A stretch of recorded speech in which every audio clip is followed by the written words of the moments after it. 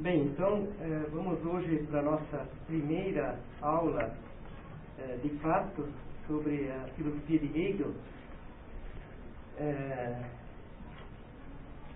E essa aula, então, ela será sobre o jovem Hegel, primeira parte, digamos assim. O Hegel, jovem Hegel, antes de 1800, ou seja, de mais ou menos 794 a 800, esse período, né? Na aula de hoje, o centro, o assunto principal será uma análise desse mais antigo sistema do idealismo alemão, ältestes Systemprogramm des deutschen Idealismus. É um título alemão, o mais antigo programa de sistema do idealismo alemão. Quer dizer, é um título dado, na verdade, porque é um fragmento que foi descoberto tardiamente, e nós temos aqui no Brasil uma tradução que tem esse título Programa Sistemático, que é o texto que eu deixei com vocês aí, tendo em vista que eu não deixei no xerox e não sei se todo mundo conseguiu localizar, enfim, eu acho que assim facilita um pouco a aula, que é a tradução do Rubens Rodrigues Torres Filho, para quem não conhece, um professor, ex-professor da casa. Bom, mas antes de chegar a esse programa sistemático, ao mais antigo programa do idealismo alemão, eu gostaria de fazer algumas considerações sobre o jovem Hegel e sobre alguns elementos, né, que estão presentes nesse programa, né, e que então a seguir a gente pode desenvolver, né? Bom, em primeiro lugar, quando nos referimos ao jovem Hegel, compreende-se com isso, como eu já disse, o período que se estende desde a época de Tübingen, em torno de 1793, quando o Hegel se forma, né, no seminário de Tübingen, sai de lá, né, até o surgimento da fenomenologia do espírito, em 1806. Ou seja, um período de mais ou menos 10 anos, né, tendo em vista que os primeiros traços do que se pode chamar algo como um pensamento mais próprio do Hegel é de 1795 a 96. Então o jovem Hegel é isso, né? De 796, 596 até 806, né? E são 10 anos, né? E esse período já foi muito investigado, né, nos últimos 50 anos, né, quando houve uma espécie de reavivamento do jovem Hegel, né. Eu não pretendo entrar nesse tópico, né, de como foi lido Hegel, o jovem Hegel, mas apenas queria registrar que há uma discussão em torno disso e que há muitos aspectos que são estudados, né, várias etapas, né. Então, esse jovem Hegel, a filosofia de Hegel não começa com a fenomenologia do espírito, né? E também não termina com a fenomenologia do espírito. Podem também, há quem pense um pouco assim também, né? Então, é preciso levar isso em conta, né? Todo esse percurso, né? E apenas para uma informação bibliográfica, saiu agora um livro, há pouco tempo, do Joãozinho Beckenkamp. O nome dele é Joãozinho mesmo. Enfim... lá do Sul, ele tem um livro, O Jovem Hegel, e quem tiver interesse, pelo menos esse livro é interessante porque ele apresenta de uma maneira um tanto quanto clara o pensamento do jovem Hegel, traz toda a discussão da recepção do jovem Hegel, desde o livro do Lukács, O Jovem Hegel, e o livro do Dilthey, né? Porque uma das discussões era essa, né? Se o jovem Hegel era ligado às questões teológicas da religião ou se era ligado à política, à economia e assim por diante. Então, o Lukács de um lado, o Dilthey de outro, né? O Dilthey escreveu primeiro, depois o Lukács escreveu o livro dele, né? Então, isso só para citar dois exemplos, né? Então, esse livro é interessante para quem tiver interesse, né?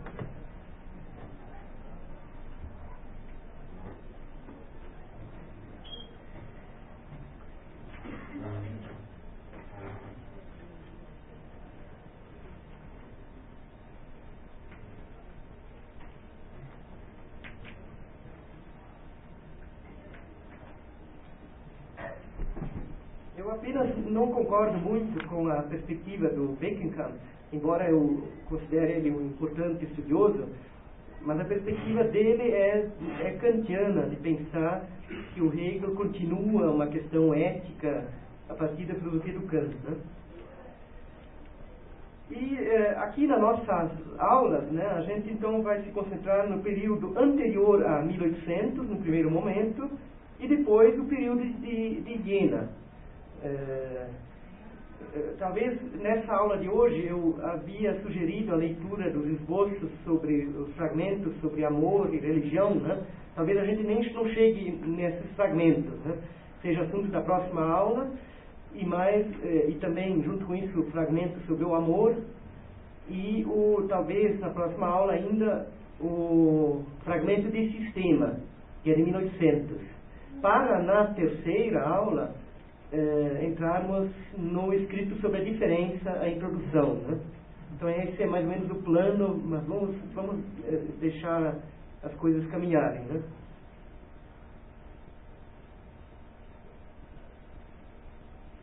E uma das questões, quando a gente pensa o jovem Hegel, é imaginar como Hegel chega à proposta de uma fenomenologia do espírito, né? Qual é o contexto em que surge a filosofia de Hegel? Também é uma outra questão, né? E esses pontos eu gostaria hoje de tratar de uma maneira um tanto, digamos, geral, né? Falando de vários autores, várias perspectivas, tentando situar o ambiente do pensamento a partir do qual o Hegel nasce, né?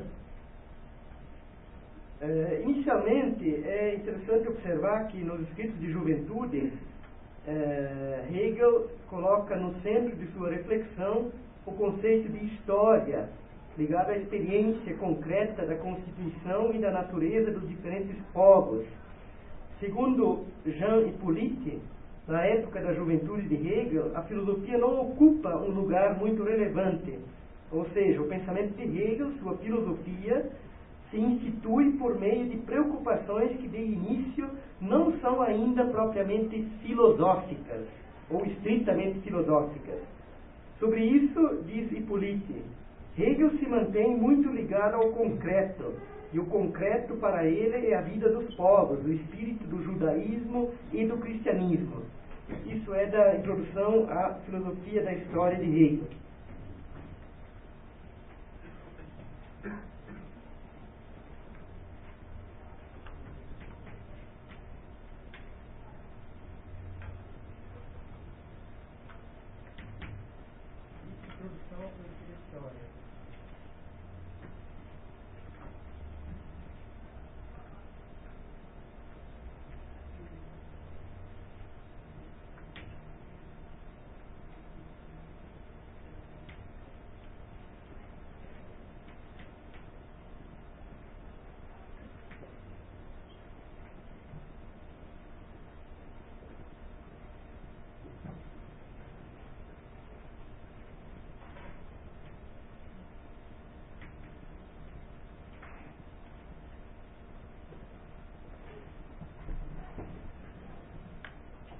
E essa perspectiva podemos perceber numa carta que Hegel escreve a Schelling, de 2 de novembro de 1800, onde Hegel se refere ao seu percurso formativo até então, né? Pensando desde 1795 a 800, o Hegel então diz o seguinte para o Schelling, eu cito: minha formação científica começou por necessidades humanas de caráter secundário. Assim, tive que ser empurrado até a ciência e o ideal juvenil teve que tomar a forma da reflexão, convertendo-se em sistema. Isso está nos escritos de juventude. E o tradutor espanhol dos escritos de juventude, Ripalda, ele observa que as ideias do jovem Hegel refletem uma rica tradição ilustrada, para além de uma tradição apenas de filosofia especulativa. E numa carta do Hegel ao Schelling, de janeiro de 1795, também podemos perceber isso, né?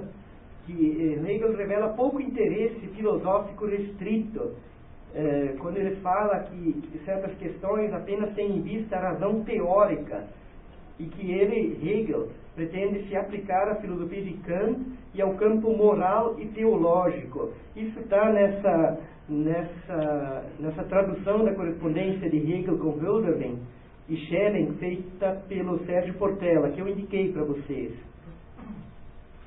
Não está no Xerox, mas é de fácil acesso.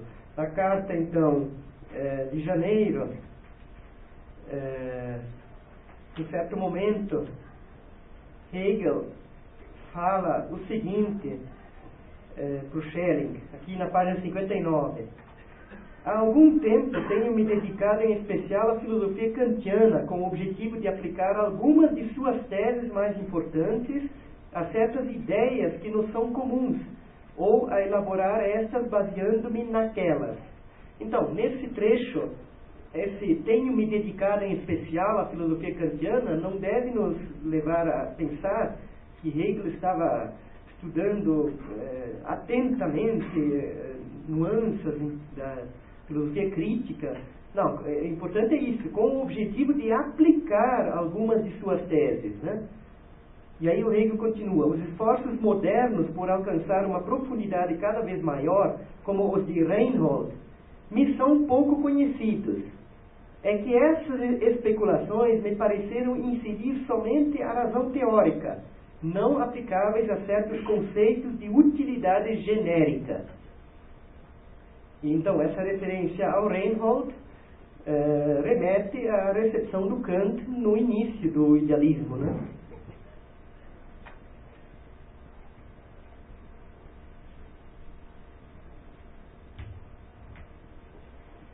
Nós vamos voltar a falar sobre o Reinhold, mas basicamente o Reinhold ele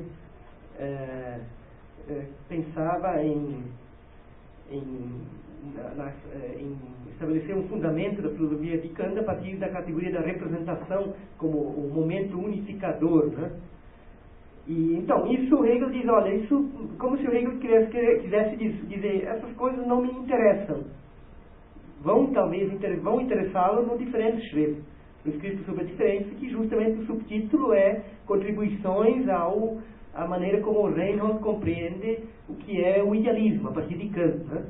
Então, mas nesse momento de 795, Hegel não tem preocupações, digamos, abstratas, especulativas somente, né?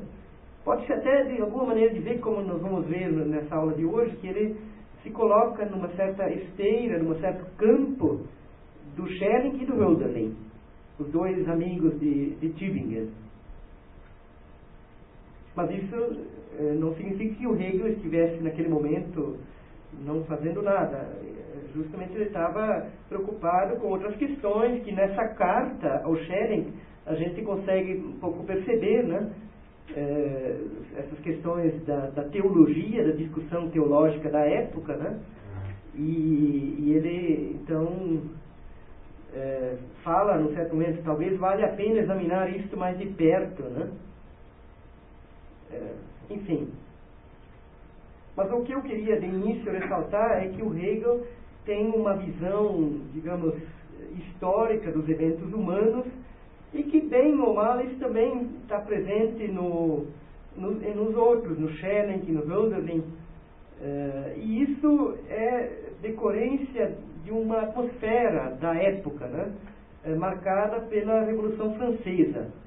Então esse é um ponto importante a ser considerado, né?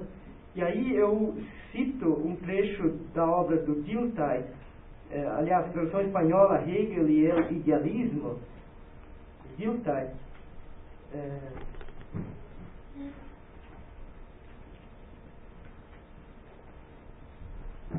em que o Dilthey coloca, digamos, o campo a partir do qual a gente pode pensar o nascimento do idealismo. O Dilthey fala o seguinte: precisamente nesses anos que vão de 1788 a 1793, ocorrem os dois grandes acontecimentos universais que levam à realização da época da Ilustração. e abrem, por sua vez, as portas de uma nova era. Em Kant se verifica a transformação do pensamento alemão, e a revolução destrói na França o velho Estado e empreende a instituição de uma nova ordem da sociedade. De modo que, a partir dessa consideração do Dilthey, eu acho que é interessante ressaltar de início esses pontos, né? Filosofia do Kant, Revolução Francesa, para daí pensar a noção de idealismo.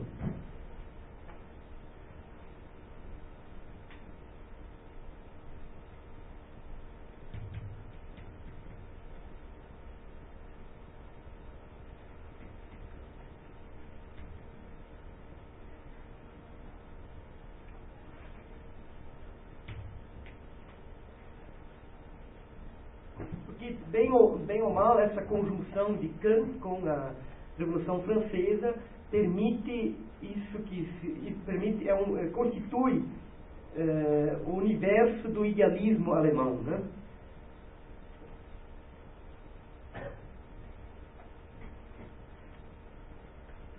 Aliás, mais adiante eu gostaria justamente de citar alguns trechos do Schelling, né, sobre o que é o idealismo, né, onde fica clara essa perspectiva kantiana e também de renovação do idealismo, e inclusive isso está no texto do Schelling, Vom Ich, sobre o eu, de 795, no prefácio.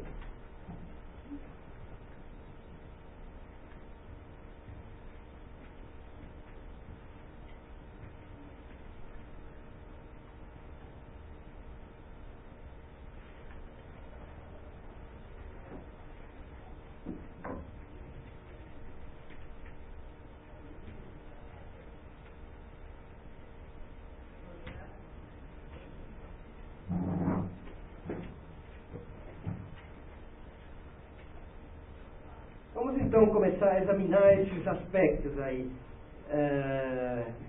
começando com o Kant, filosofia de Kant, né? O idealismo alemão é um desdobramento, mas ao mesmo tempo uma certa reação, né, diante da filosofia de Kant.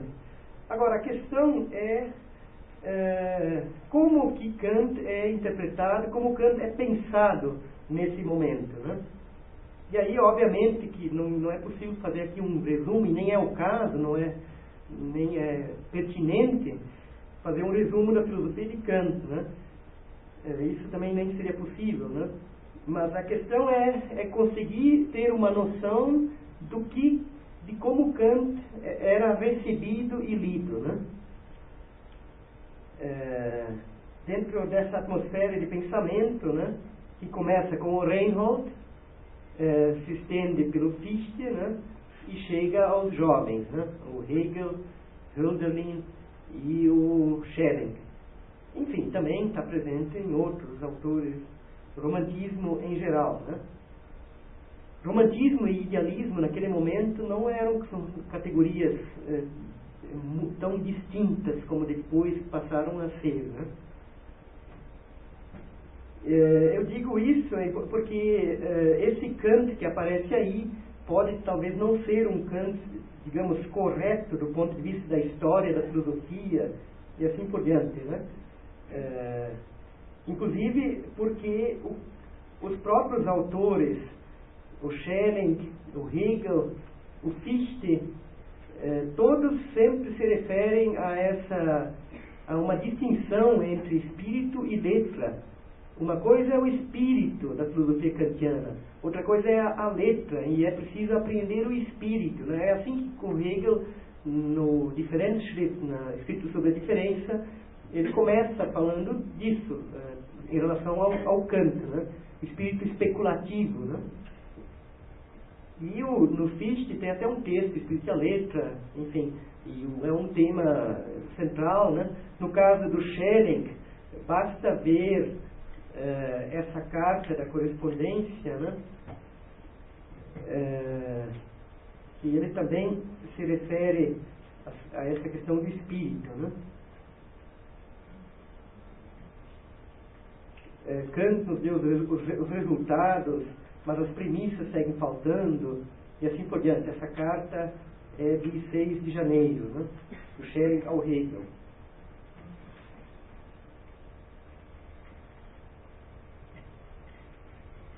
Agora, em termos gerais, o que no caso interessa aí para ter uma imagem do Kant naquele momento? Basicamente, se leva em conta a crítica de Kant à metafísica dogmática, a centralidade no sujeito, né, que a filosofia, todos os temas acabam convergindo para a subjetividade, né, e o problema do idealismo é o desdobramento dessa filosofia da subjetividade em esferas, digamos, um tanto quanto separadas, né? Teórica e prática. E aí o idealismo ele vai unir, ou vai tentar encontrar a origem, o fundamento, né, a partir do espírito da filosofia de Kant, disso que aparece na letra da filosofia de Kant como algo separado, né? Então, vamos passar agora por alguns pontos, né, da filosofia do Kant, dentro dessa perspectiva, né? Vocês já devem talvez estar cansados de tudo isso que eu vou agora falar, né? Já saberem isso demais, né? Mas, enfim, apenas para recuperar um pouco o que é o Kant, né? Eu vou fazer isso tendo em vista os 2 prefácios da Crítica da Razão Pura, porque nesses prefácios existe uma reflexão, né, do Kant acerca da perspectiva, né, da tarefa da crítica, e ela de alguma maneira vai ao encontro dessa leitura idealista, né? O primeiro ponto, então, é essa chamada revolução copernicana, né? Essa centralidade no sujeito, né, que o Kant anuncia no prefácio da segunda edição, né?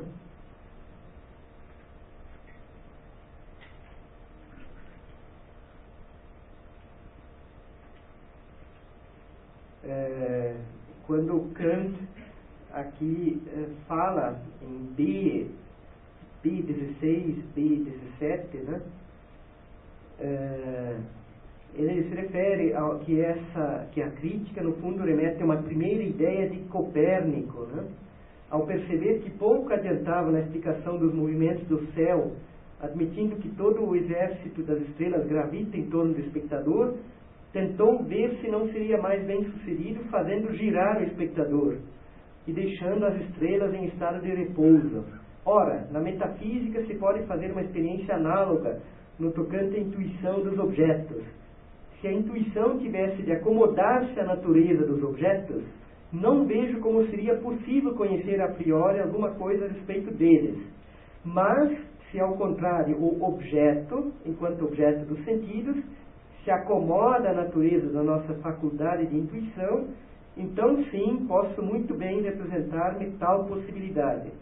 Enfim, essa é uma passagem, mas é um tópico ao qual o Kant sempre volta, né?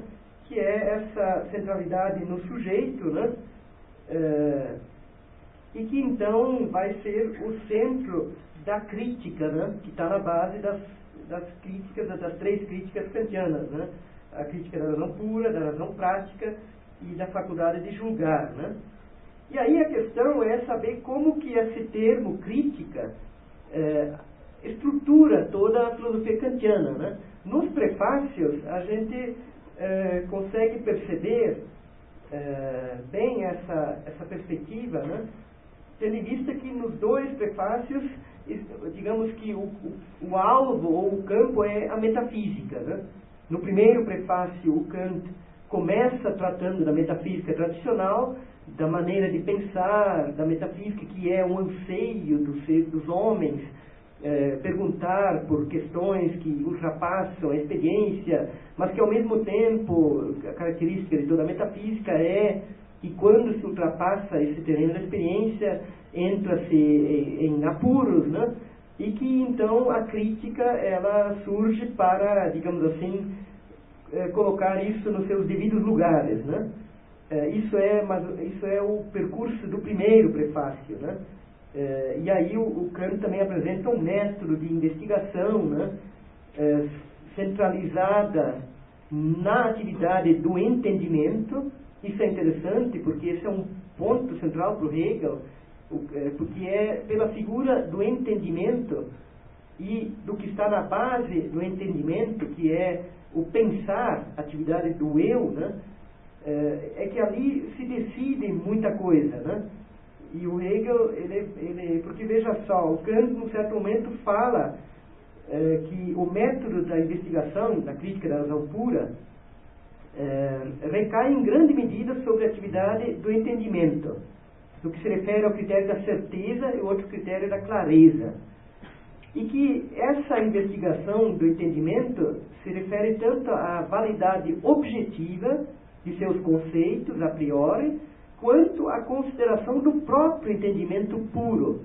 Então, tanto essa aplicação do entendimento à intuição, né, que é como se dá o conhecimento no Kant, né, intuição e conceitos de intuição, né,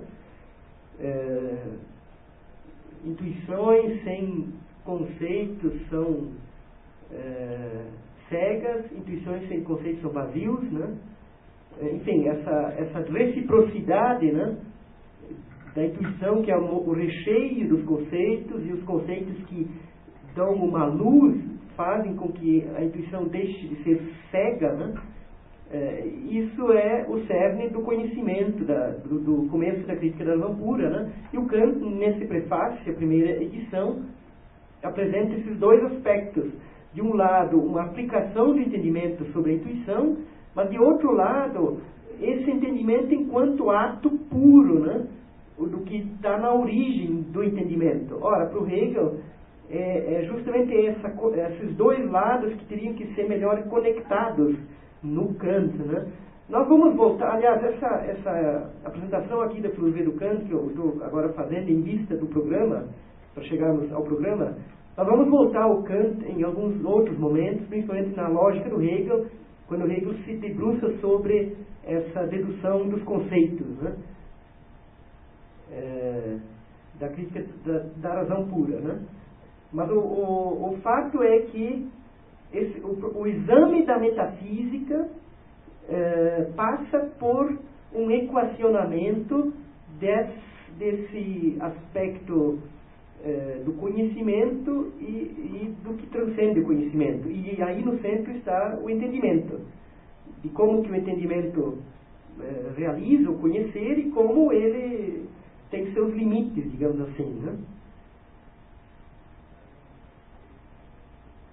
Já no prefácio à segunda edição, o Kant, ele inverte um pouco esse início, né?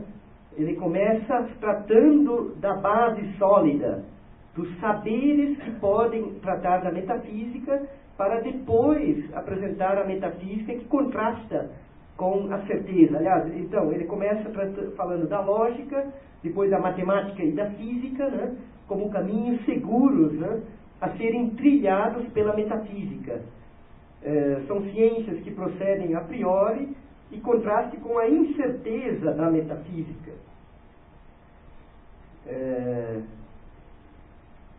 Mas digamos que o campo é semelhante, né? Então, o que nós temos é isso, né? O primeiro aspecto é essa relação da crítica com o pensamento tradicional, né? Com a metafísica. E aí, um segundo ponto é como que então se estrutura o saber certo, né? O saber seguro, né? Que pode então encaminhar a metafísica, porque também isso tem que ser visto, né? Que é um ponto importante para o idealismo, que em Kant existe um exame da metafísica, mas tendo em vista o restabelecimento de uma metafísica também. Tanto é que no primeiro prefácio, da primeira edição, esse encaminhamento, o Kant no fim fala que precisa ainda dar um prosseguimento à atividade crítica, se dedicando a uma metafísica da natureza, ou seja, como um prolongamento da atividade do conhecimento, né? Já no prefácio da segunda edição, se coloca em grande medida essa questão de um encaminhamento para a moralidade, né? Enquanto uma doutrina da moral, né? Então, se a crítica ela se dirige contra o pensamento tradicional, no segundo momento trata-se de estabelecer um projeto, né, que permite inclusive a metafísica, né? E aí o que nós temos na obra do Kant, né, considerando a crítica da razão pura, e em geral essa é uma obra fundamental para o Hegel. Hegel não vai se ater tanto à terceira crítica, nem tanto à segunda, mas quando ele vai falar do Kant nas obras da maturidade, é sempre a primeira crítica que é o centro, né? De modo que, para o pensamento hegeliano, importa pensar a estrutura da primeira crítica, né? Todo esse aspecto do conhecimento, né? Que, no caso, possui tanto uma relação com a experiência, digamos assim, forte, um certo empirismo que penetra na filosofia kantiana, né? Mas também o Kant possui uma relação com a lógica, com a tradição racionalista de Wolff, Baumgarten, enfim, no tratamento do conhecimento, né? Então, tanto essa questão do toque da experiência, né? O Kant usa essa expressão, né? É fundamental, né, para o conhecimento, mas ao mesmo tempo o conhecimento ele necessita de um direcionamento, justamente esse campo do ideal e da lógica, né? De modo que o que estrutura a abordagem do conhecimento é tanto uma lógica quanto uma estética. A lógica é uma teoria dos conceitos puros a priori, as categorias, mediante as quais é possível pensar e classificar o que se percebe, né? E uma estética, uma teoria da sensibilidade, das formas puras da intuição, que são espaço e tempo, né? Então, o Kant tem análises, vocês já devem saber disso, né? Minuciosas desses aspectos, né? De como funciona a lógica e como funciona a estética, né? Isso tudo tendo em vista uma investigação do funcionamento do conhecimento. Só que existe um outro lado da crítica da razão pura, né, que é essa ultrapassagem dos limites da razão teórica, né, que o Kant já detecta na metafísica, né, mas que ele incorpora também no interior da crítica, visando estabelecer como que se apresenta esse ultrapassamento, né? Ou seja, há uma tendência dos homens, né, de ultrapassar os limites da razão meramente científica, digamos assim, né, e se perguntarem por questões que não têm uma resposta imediata, pelo incondicionado, unbedingt, aquilo que não é da ordem das coisas, né, que se apresentam a nós, que aparecem, né, não são aquilo que vai além dos Erscheinungen, dos fenômenos, né? E aí as questões que ali surgem são estabelecidas em três campos, né? A alma, o mundo e Deus, né? Psicologia, cosmologia e teologia, que é o que perfaz o assunto da dialética, né? A dialética que é então essa necessidade do pensamento, né? De não ficar preso ao condicionado. Isso é importante. O Kant ele vê isso como uma necessidade do próprio conhecimento, né? esse incondicionado como uma espécie de pano de fundo, né, desse condicionado, né. Aí também uma observação de início importante é isso. Muitos acham que a filosofia do Hegel é um prolongamento da dialética transcendental do Kant. Isso não é verdade, porque o Hegel nasce na lógica. Isso a gente pode ver em vários momentos, não é por causa de uma questão de termos, né? Dialética, então... É claro que o Hegel, o pensamento tem a sua sede na dialética, né? E nesse ponto a dialética hegeliana é o mesmo nome, o assunto da dialética kantiana. Mas o problema é que a dialética já nasce no terreno, digamos assim, da lógica, né? Num terreno, digamos, mais ligado à experiência, né? Isso a gente vai ver com mais calma, né? Apenas essa observação de que a dialética hegeliana, ela nasce, digamos assim, no cerne da atividade do entendimento. Enfim, eu não vou, como eu falei, é um apanhado, não vou ficar agora explorando como que o Kant pensa a alma, o mundo, Deus, né? Mas o fato é que, ao sairmos da experiência, não temos mais o toque da experiência e a razão, então, entra no campo da aparência, né? Das teses que não podem, enfim, que não tem uma resolução única, né? E então temos que lidar com uma certa ilusão, uma certa aparência. Então esse é o resultado, né? No campo da dialética. Só que aí a questão é, que se colocou para o próprio Kant, se podemos permanecer nesse resultado negativo da dialética transcendental. E um dos encaminhamentos da filosofia do Kant é a razão prática. Ou seja, é na razão prática que, de alguma maneira, se encontra uma certa unidade, né? E pode-se pensar uma certa continuidade da dialética no campo da moral, né? Só que esse campo da moral, que onde se coloca uma autonomia da razão, né? É um campo que é, digamos assim, aceito problematicamente pelo idealismo, tendo em vista que é o campo do inteligível, né? E um dos problemas centrais pós-kantianos é que a moral kantiana, os encaminhamentos para a ação, de como eu devo agir, né?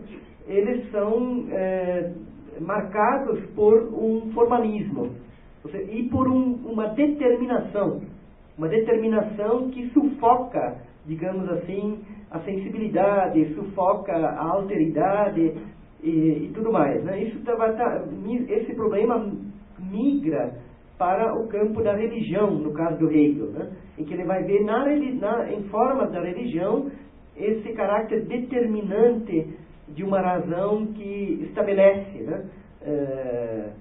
E que se deve fazer assim e não de outra maneira. Então, no caso do Kant mesmo, né, esse terreno da moral é o terreno do suprassensível, do mundo inteligível, né, em que se coloca, segundo a fundamentação da metafísica dos costumes, a noção de boa vontade, né, gute Wille, e que é a base da ação moral. Também tem a questão do imperativo categórico, do dever e tudo mais, né? Esse, então, é o projeto do Kant na crítica da razão prática. E temos ainda a terceira crítica, que é uma tentativa de conciliação da liberdade com necessidade, esse campo do conhecimento e o campo da ação moral, né? Mas só que essa terceira crítica, ela, no caso do Hegel, ela tem que se tomar um certo cuidado de como o Hegel se relaciona com ela, né? Mas o fato é que o Hegel, ele até tem uma certa simpatia nesse momento, 1795, 6, 7, com alguns aspectos estéticos, né? Como uma saída para o saber humano e o lugar da unificação, mas o Hegel logo vai se separando disso, né? Vai considerando que a estética não é uma possibilidade para a unificação da humanidade, do saber humano, né? Enfim, é mais ou menos isso, de modo geral, o percurso do Kant, né?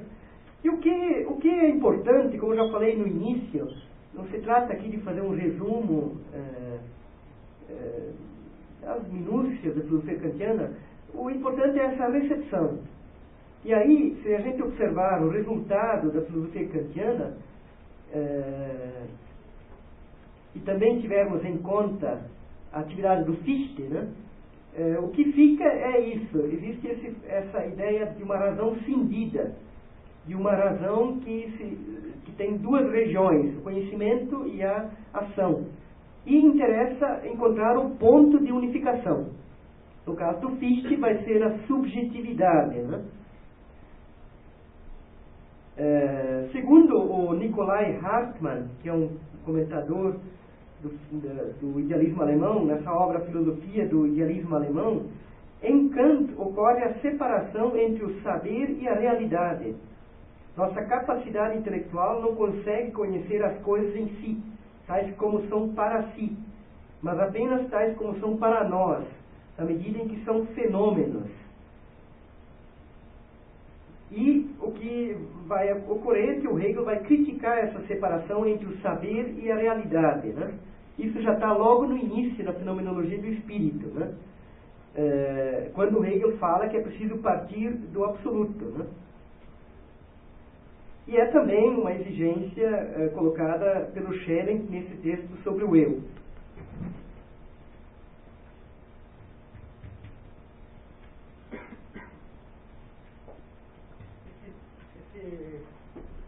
Esse livro do Hartmann é uma boa introdução também sobre o idealismo alemão, embora seja um livro já um pouco antigo, né?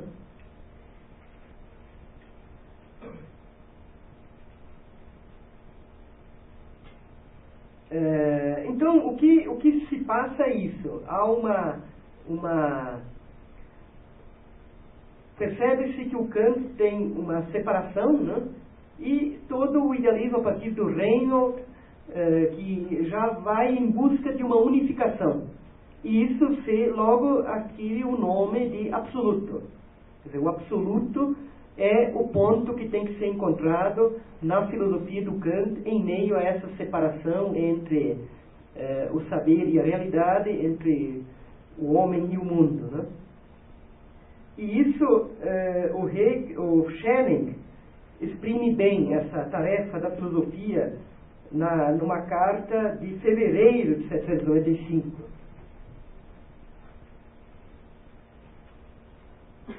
E ela de janeiro.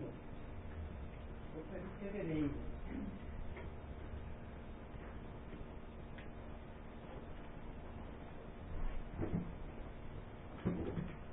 O Schelling fala o seguinte: na época ele estava com 20 anos, então, desculpem o tom entusiástico dele, né? Mas enfim, ele fala o seguinte: a filosofia tem de partir do absoluto. A pergunta é então, em que consiste esse absoluto? No eu ou no não eu? Uma vez resolvida essa pergunta, está tudo resolvido. 20 anos, né?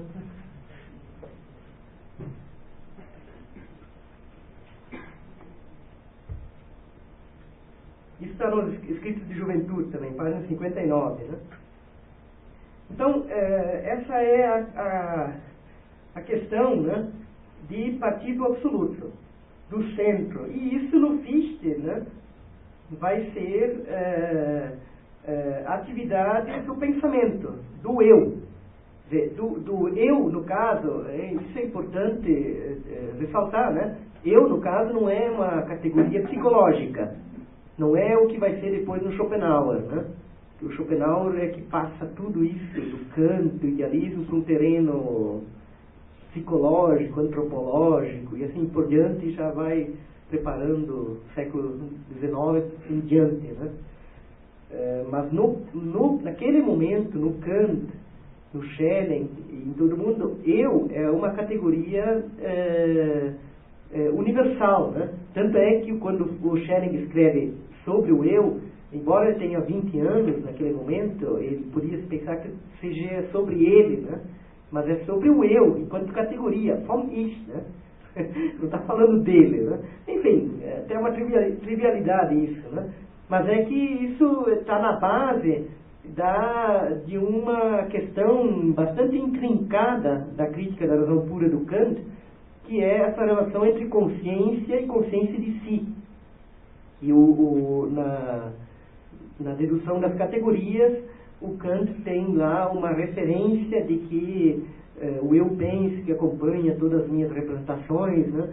Enfim, que a base da constituição do conhecimento, do pensamento, é a consciência de si, que se distingue de uma consciência empírica, né? Como diz o Kant lá, né? Então, a partir dali, o Fichte vai ver o início, a possibilidade da filosofia, essa identificação, né, do pensamento consigo mesmo. E aí toda a dialética que se apresenta no Fichte entre o eu e o não eu, né? O eu se põe e é limitado pelo não eu, que é posto pelo eu, né? E ali nós temos então o idealismo surgindo pela primeira vez, né? Esse ponto do Fichte também apenas estou indicando, né, como que inicia o idealismo. O problema é que logo naquele momento já, o Fichte é de 1794, a fundamentação, a Grundlage. Em 1795, no escrito sobre o eu, do Schelling, nós já temos logo uma reflexão de que esse eu não pode se dar no nível da consciência, mas é preciso um eu absoluto, né? Ou seja, um eu que no fundo não é eu, né? Então, logo o idealismo já vai além do Fichte. O próprio Hölderlin vai falar do ser, que se opõe ao juízo, né? Isso eu vou, daqui a pouco, na análise do programa, a gente pode voltar a esses pontos ainda. O que eu ainda queria falar rapidamente quer dizer, esse então é o cenário do Kant. Nós vamos voltar ao longo desse curso várias vezes ao Kant, em esse ou aquele ponto, né? Mas, enfim, é mais ou menos isso, né? O outro ponto que eu anunciei é a Revolução Francesa, que foi muito importante para o Hegel. O Hegel muitos têm o Hegel como um pensador político, por excelência. E isso, em grande medida, se deve aos desdobramentos da Revolução Francesa, né? Então, o Hegel tem várias referências, né, à Revolução Francesa, mas não é uma análise de fatos. Também não é como se Hegel se tornasse revolucionário a partir disso. É que ele tem uma relação com o significado histórico desse evento. E isso fica claro numa passagem da Fenomenologia do Espírito, no prefácio, né? E quando Hegel diz o seguinte, um trecho que eu vou ler aqui. Aliás, não é difícil ver que nosso tempo é um tempo de nascimento e trânsito para uma nova época. O espírito rompeu com o mundo do seu ser aí e de seu representar, que até hoje durou. Está a ponto de submergi-lo no passado e se entrega à tarefa de sua transformação.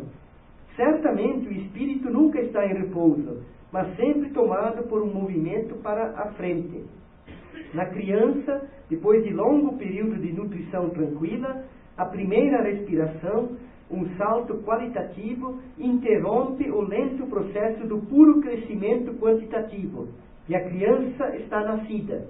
Do mesmo modo, o espírito que se forma lentamente, tranquilamente, em direção à sua nova figura, vai desmanchando tijolo por tijolo o edifício de seu mundo anterior.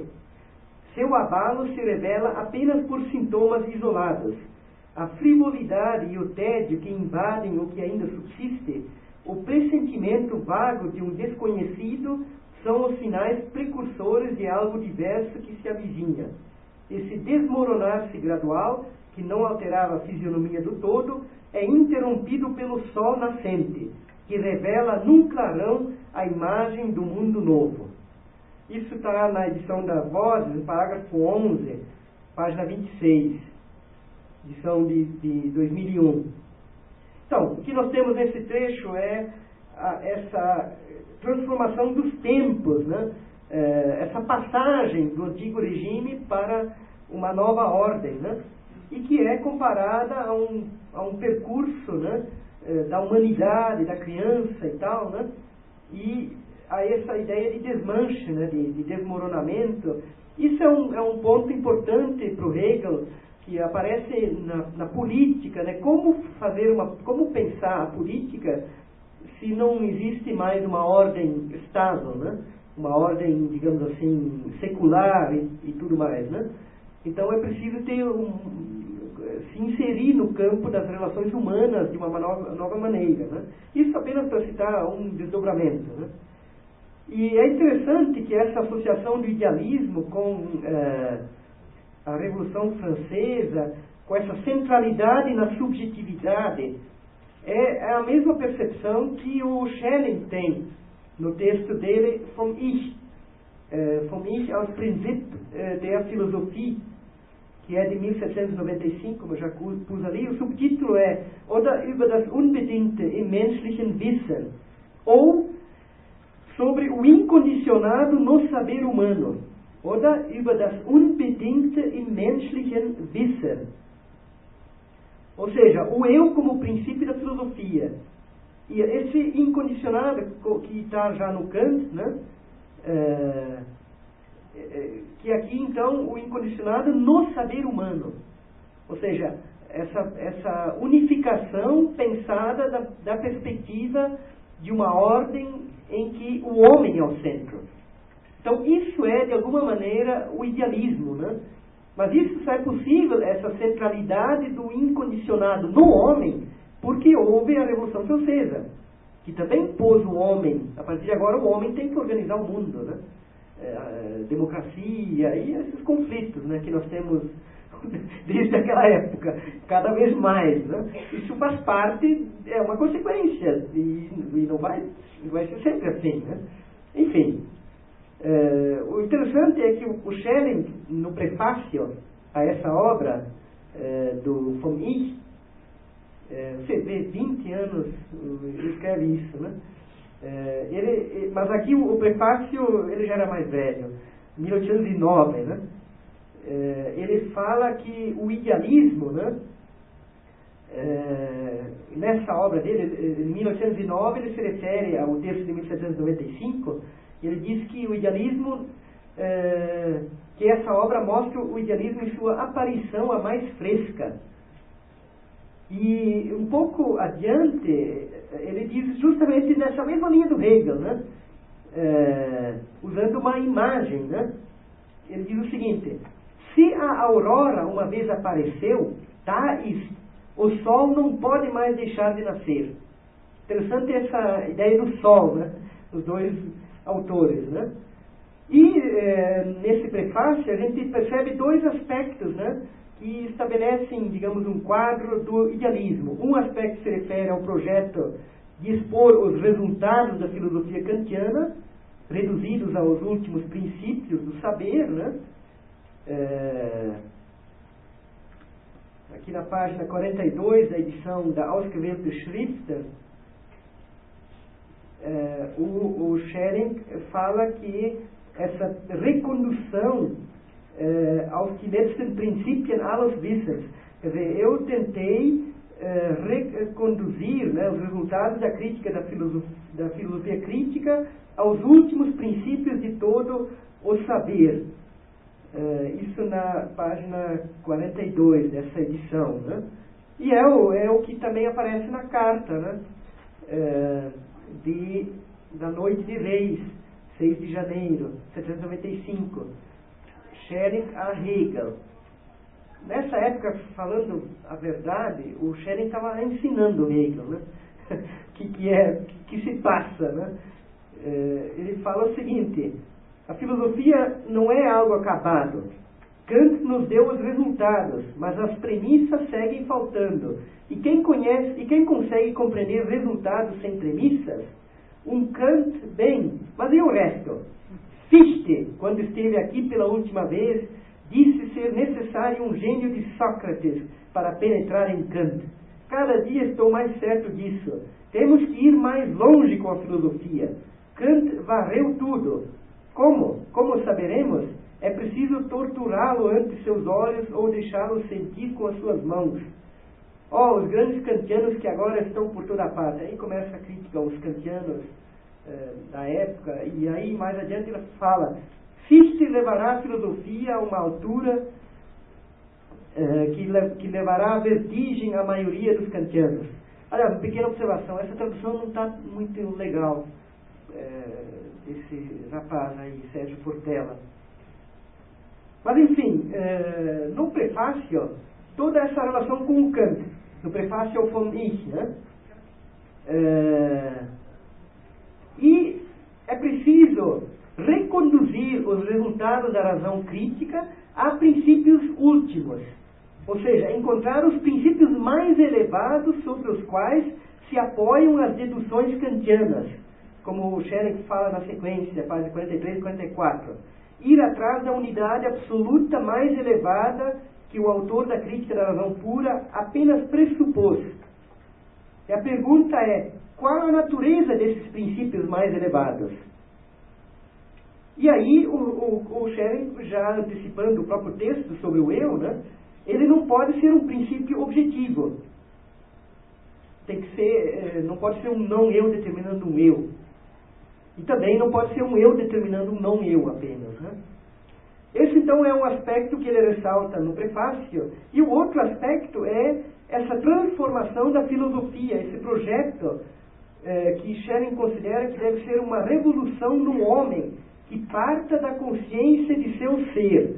Isso está na página 47, que lembra claramente a atmosfera da revolução, né?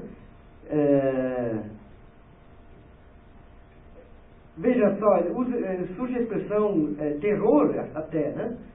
No começo do parágrafo, o Schelling diz: é um empreendimento corajoso da razão deixar a humanidade livre e subtraí-la do terror do mundo objetivo. Den Schrecken der objektiven Welt zu entziehen, né?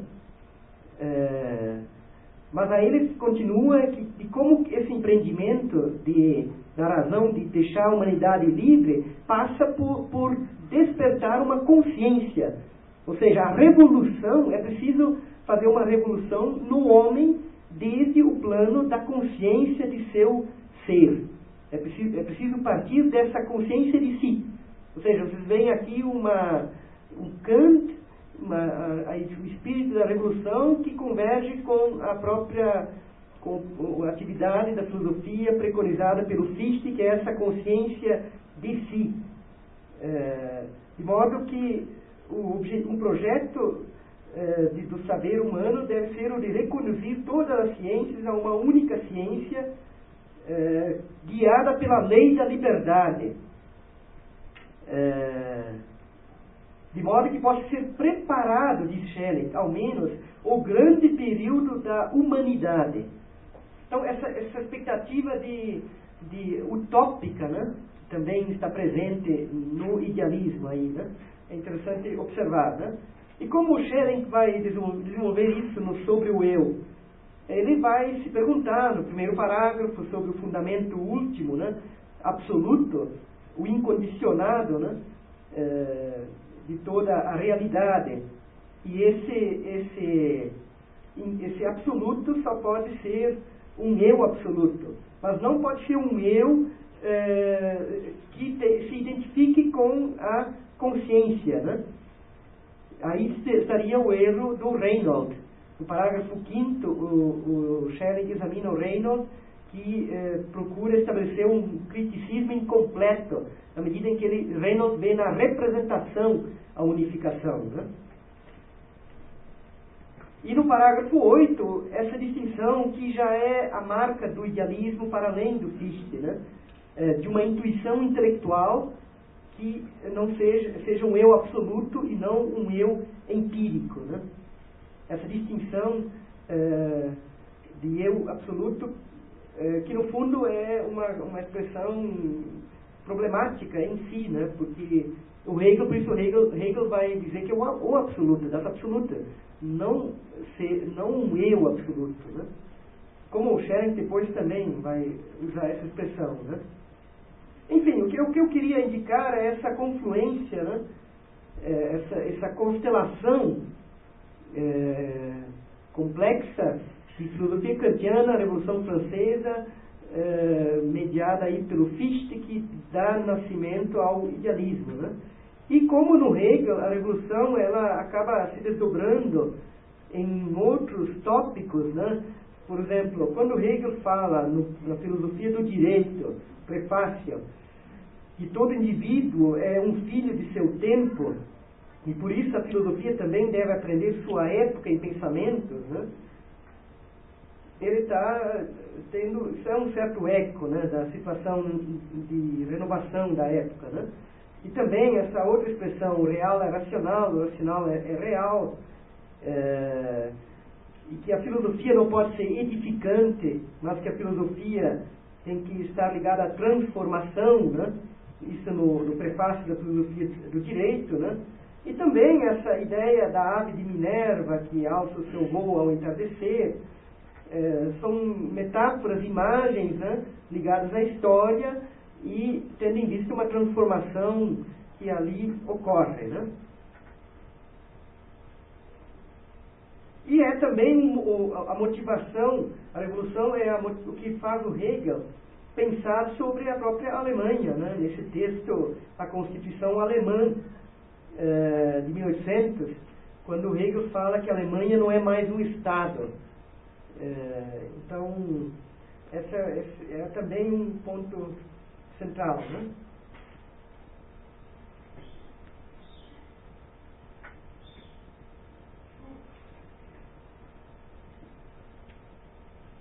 E, bom, também tem todo esse encaminhamento das reflexões do Hegel para o terreno da religião, né? E aí já é uma, digamos assim, uma continuidade dessa constelação Kant, história, né? E o princípio da liberdade, que é um princípio do Fichte, né? De modo que a gente pode observar o seguinte, enquanto um panorama desse período, segundo o Dilthey, nessa obra Hegel e o Idealismo, Dilthey fala o seguinte, que 3 foram os problemas dos quais Hegel se ocupou em Tübingen, isso em 1793, né? E que tratará depois um atrás do outro desde o novo ponto de vista. A vida e a doutrina de Jesus, como representação de uma luta entre a fé moral e a legalidade judaica, falso desenvolvimento dessa fé no sentido da religião positiva, do poder eclesiástico e do culto cerimonial, finalmente, sobre a base do conhecimento filosófico, da fé moral, a tarefa de criar uma religião do povo com os meios do cristianismo. Então, para o Dilthey, o Hegel canaliza suas atenções principalmente para os temas da religião, procurando ali encontrar não o formalismo, não a separação, mas a liberdade e uma liberdade que não se exprime também no plano de uma mera consciência, mas no terreno histórico e num terreno histórico de caráter absoluto, que é o caso da religião, né? Enquanto uma totalidade, né? E isso é mais ou menos o núcleo desses escritos, dos esboços sobre a religião e o fragmento sobre o amor e assim por diante, e esses textos da época de Frankfurt, né? Agora, eu queria ainda chamar a atenção para outras referências daquele momento que foram importantes, né? Principalmente o Schiller, né?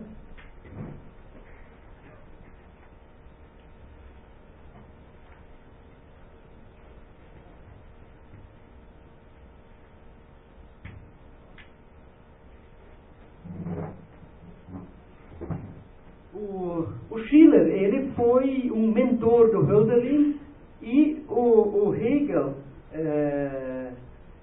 teve uma relação também muito presente, né? Muito admirava o Schiller, né? E o Schiller traz um elemento fundamental também aí para, digamos assim, mais um elemento que constitui o idealismo, né? Aliás, sobre essa relação do Hegel com o Schiller, né? O Hegel fala numa carta de 16 de abril de 1905.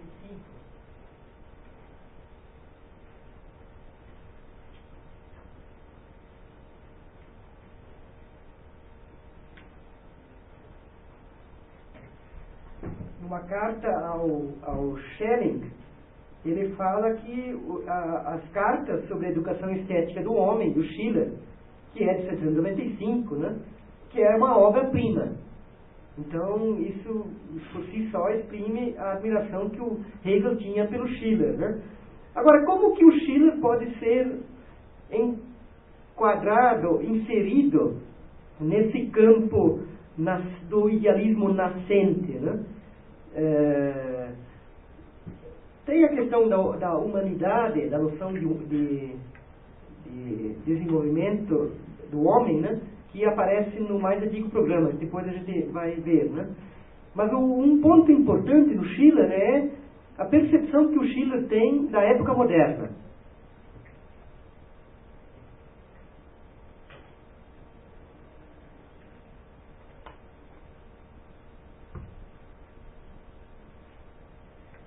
Bom, o Schiller, de maneira geral, ele nas cartas sobre a educação estética do homem, parte do Kant.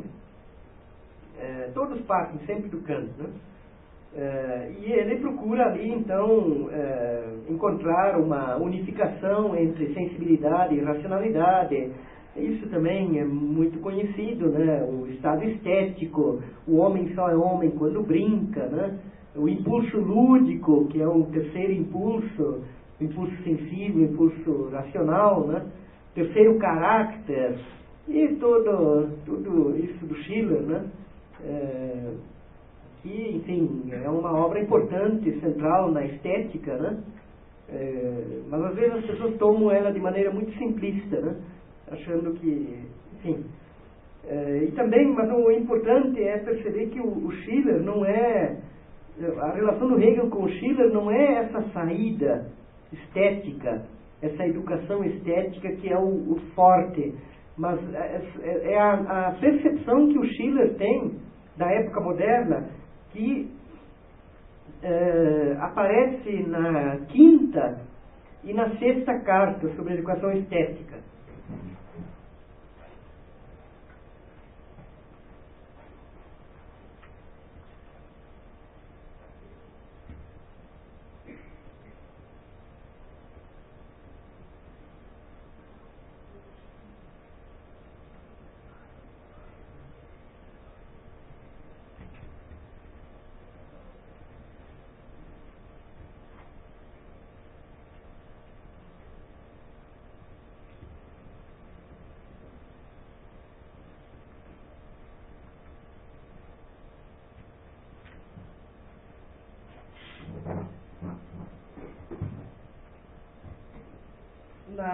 Na quinta carta, o Schiller analisa o que ele chama de Aufklärung des Verstandes. Aliás, essa expressão ilustração é o iluminismo, né?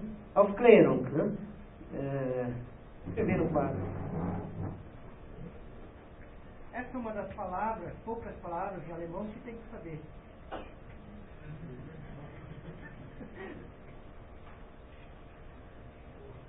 Aufklärung, que é traduzido que é o iluminismo, né? Ilustração, resposta à pergunta, o que é a ilustração? o Kant, né? Sapere aude, ouse saber, não permaneça na minoridade e tudo mais, né? Saia da minoridade e da maioridade e assim por diante, né? Então, nessa quinta carta, o Schiller se refere à ilustração do entendimento, ao Lehre des Verstandes. Então, quer dizer, isso é interessante, ele compreende o iluminismo como sendo dominado pela cultura do entendimento. O que é a cultura do entendimento? A cultura da cisão, a cultura da separação. Ou seja, Schiller percebe na época moderna o que aflora no Kant. Então, e que é também um problema a ser superado, né? Então, isso é interessante, né? Essa análise da decadência, né, da época moderna, das classes civilizadas, como diz o Schiller. Ele coloca as classes mais baixas e numerosas, né? São nos expostos impulsos grosseiros e sem lei, e que pela dissolução do vínculo da ordem civil se libertam e buscam com furor indomável sua satisfação animal. Então ele vê essa selvageria, né, que certamente é um pouco o que ocorreu na Revolução Francesa, né? Quer dizer, as classes mais baixas, nessas classes você tem essa selvageria, essa falta de pensamento, né?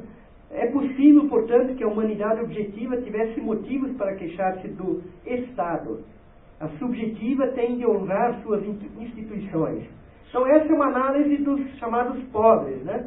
Só que as chamadas classes civilizadas, continua Schiller, dão-nos a visão ainda mais repugnante da languidez e de uma depravação do caráter, tanto mais revoltante porque sua fonte é a própria cultura.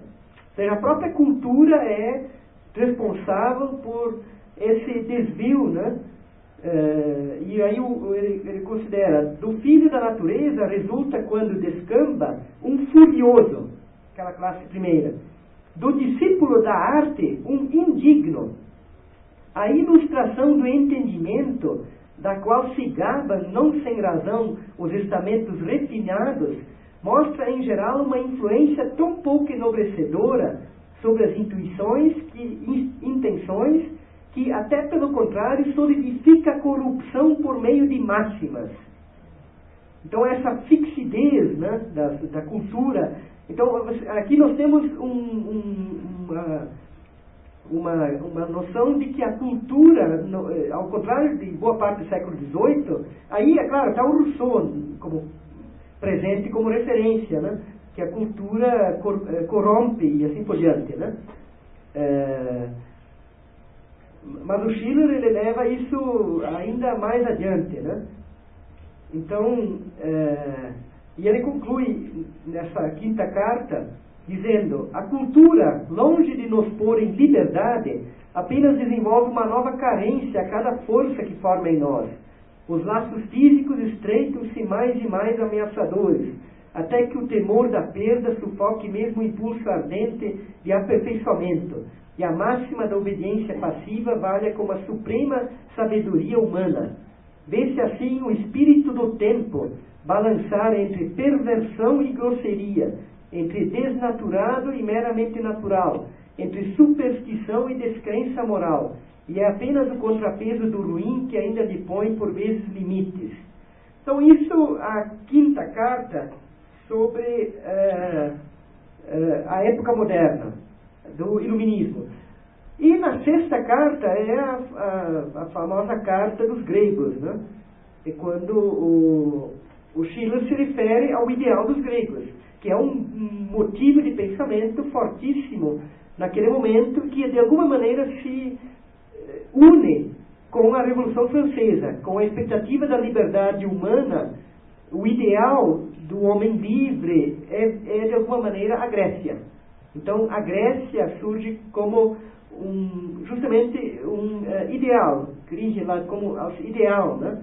Não, porque o Schiller nessa sexta carta vai dizer que nós não podemos mais voltar, quer dizer, não podemos mais ser gregos, né? Mas os gregos ficam como um modelo, né, em que as forças ainda não estão separadas, né? E aí ele descreve nessa sexta carta, né, toda essa perspectiva, né? E novamente no meio da carta ele contrapõe então a época antiga ao nosso tempo, né?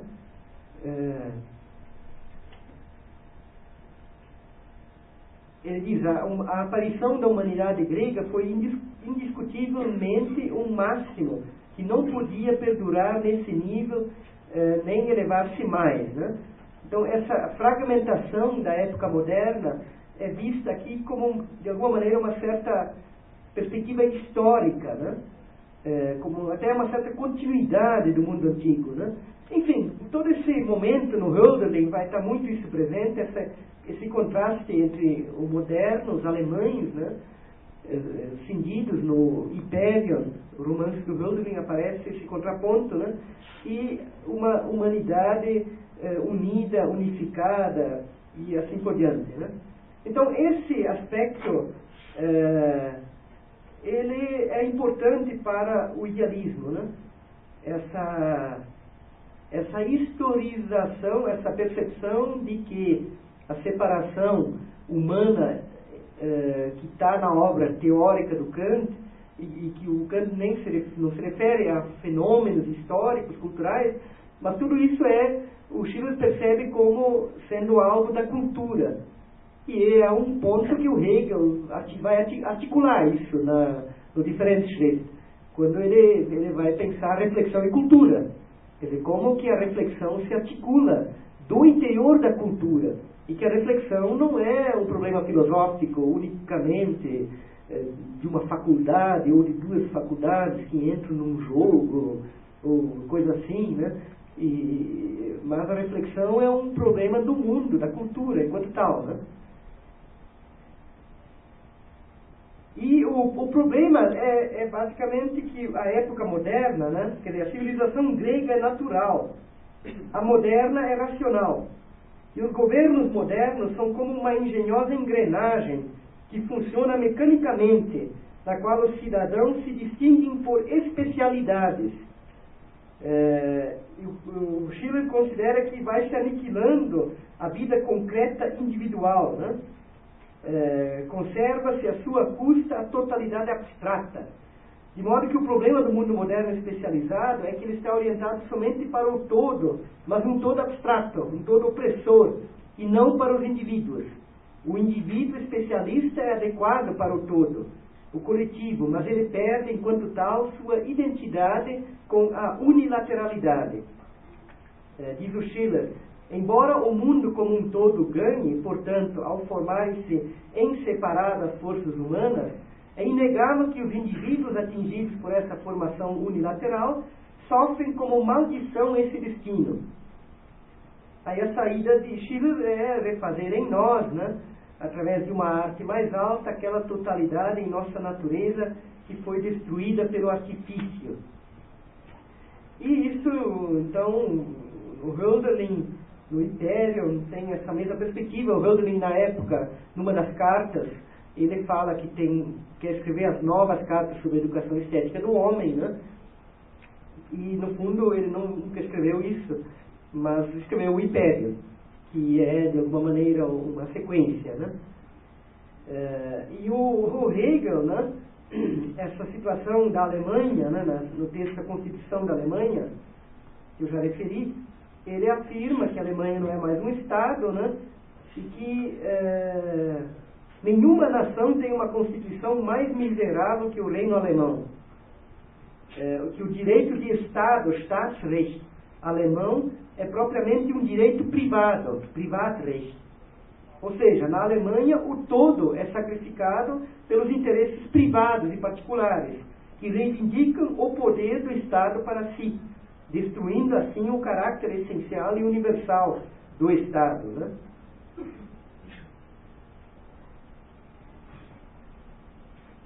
E esses motivos, né, eles vão então estar todos presentes no mais antigo programa de sistema do idealismo alemão, que então a gente pode examinar depois do intervalo, né? Alguma pergunta? Ou também pode deixar para depois do intervalo, né?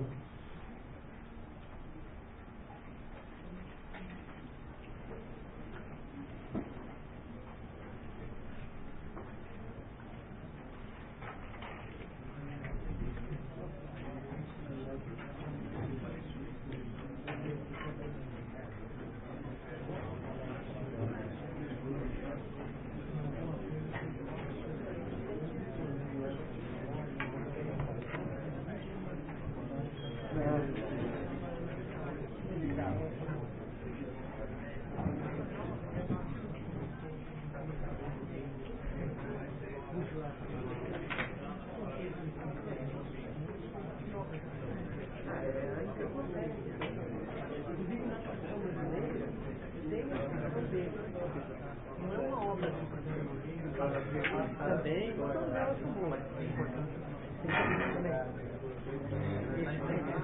Ele também. Não, pode comprar. Pode comprar.